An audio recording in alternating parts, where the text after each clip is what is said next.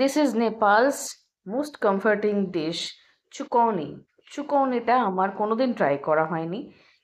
প্রথমে সেদ্ধ আলুটাকে ছোট ছোট টুকরো করে কেটে নেব।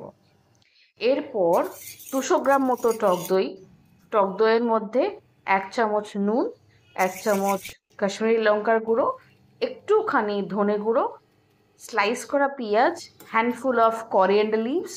আমি এখানে 2টো সেদ্ধ আলু নিয়েছি, ভালো করে মিশিয়ে নেব। এবারে আমাদের তড়কার পালা। তড়কা প্যানের মধ্যে বেশ খানিকটা সর্ষের তেল নিয়ে গোটা সর্ষে, কাঁচা লঙ্কা কুচি, একটুখানি কসুরি মেথি, একটুখানি 1/2 চামচ মতো হলুদ, 1/2 চামচ মতো কাশ্মীরি লঙ্কার গুঁড়ো ভালো করে মিশিয়ে নিয়ে ওই যে মিক্সচারটা ছিল আলু আর দইয়ের মিক্সচারের উপর ঢেলে দেবো। এই হয়ে গেল আমাদের চুকৌনি রেডি। এটা গরম ভাতের সঙ্গে সার্ভ করবেন।